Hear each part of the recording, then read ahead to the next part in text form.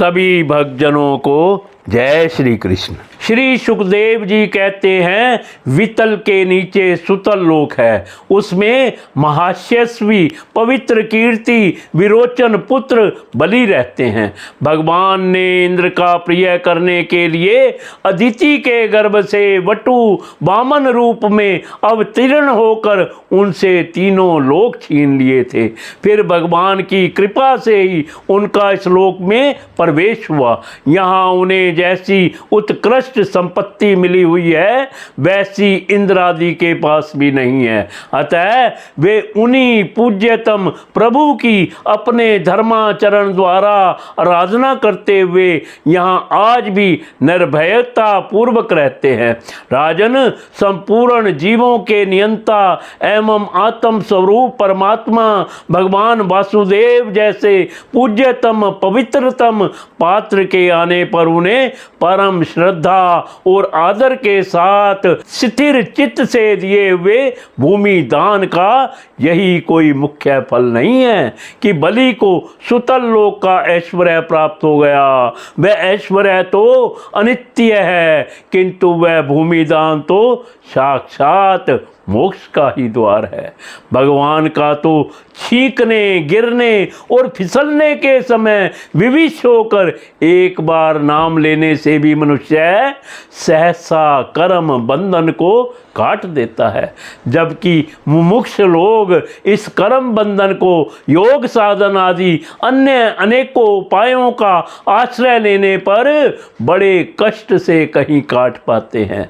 अतएव अपने संयमी भक्त और ज्ञानियों को स्वरूप रूप प्रदान करने वाले और समस्त प्राणियों के आत्मा श्री भगवान को आत्म भाव से किए हुए भूमि दान का यह फल नहीं हो सकता।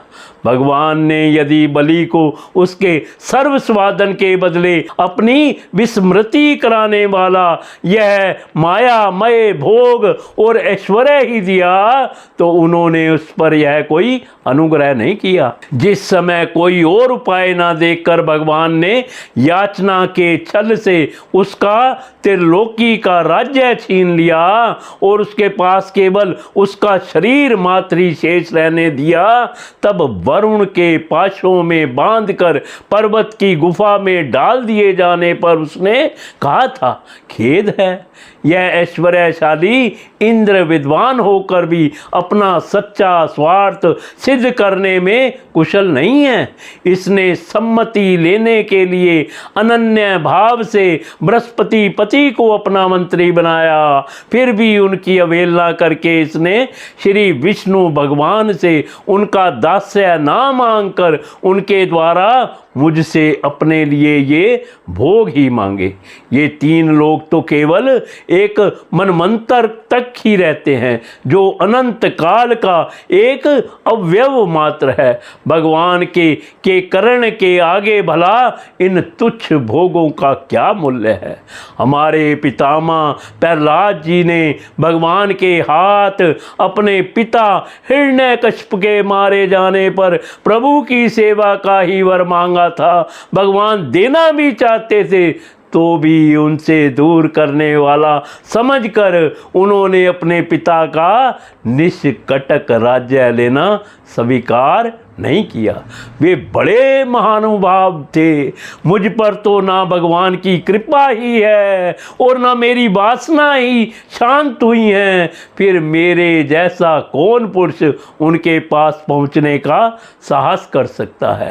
राजन, इस बलि का चरित्र हम आगे अष्टम स्कंद में विस्तार से कहेंगे। अपने भक्तों के प्रति भगवान का हृदय दया से भरा रहता है। इसी से अखिल जगत के परम पूजनीय गुरु भगवान नारायण हाथ में गदा लिए सुतल लोक में राजा बलि के द्वार पर सदा उपस्थित रहते हैं। एक बार जब दिग्विजय करता हुआ घमंडी रावण वहां पहुंचा, तब उसे भगवान ने अपने पैर के अंगूठे के ठोकर से ही लाखों योजन दूर फेंक दिया था। सुतल लोक से नीचे तलातल है, वहां त्रिपुराधिपति दानवराजमय रहता है। पहले तीनों लोकों को शांति प्रदान करने के लिए भगवान शंकर ने उसके तीनों पुर भस्म कर दिए थे। फिर उन्हीं की कृपा से उसे यह स्थान मिला। वह मायावियों का परम गुरु है और महादेव जी के द्वारा सुरक्षित है, इसीलिए उसे सुदर्शन चक्र से भी कोई भय नहीं है। वहाँ के निवासी उसका बहुत आदर करते हैं। दागवत उसके नीचे महातल में कद्रू से उत्पन्न हुए अनेक सिरों वाले सर्पों का क्रोधवश नामक एक समुदाय रहता है। उनमें कुहक, तक्षक, कालिय और सुषेण आदि प्रधान हैं। उनके बड़े बड़े फन हैं।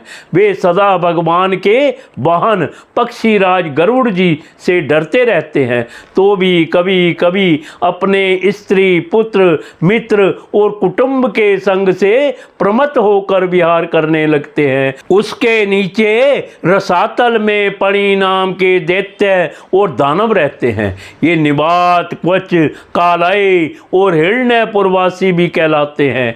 इनका देवताओं से विरोध है। ये जन्म से ही बड़े बलवान और महान साहसी होते हैं, किंतु जिनका प्रभाव संपूर्ण लोकों में फैला हुआ है, उन श्री हरि के तेज से बलाभिमान चूर्ण हो जाने के कारण ये सर्पों के समान लुक छिप कर रहते हैं तथा इंद्र की दूती शर्मा के कहे हुए मंत्र वरण रूप वाक्य के कारण सर्वदा इंद्र से डरते रहते हैं। रसातल के नीचे पाताल है। वहाँ शंख, कुलिक, महाशंख, श्वेत, धनंजय, धृतराष्ट्र, शंखचूड़, कंबल, अश्वतर और देवदत्त आदि बड़े क्रोधी और बड़े बड़े फनों वाले नाग रहते हैं।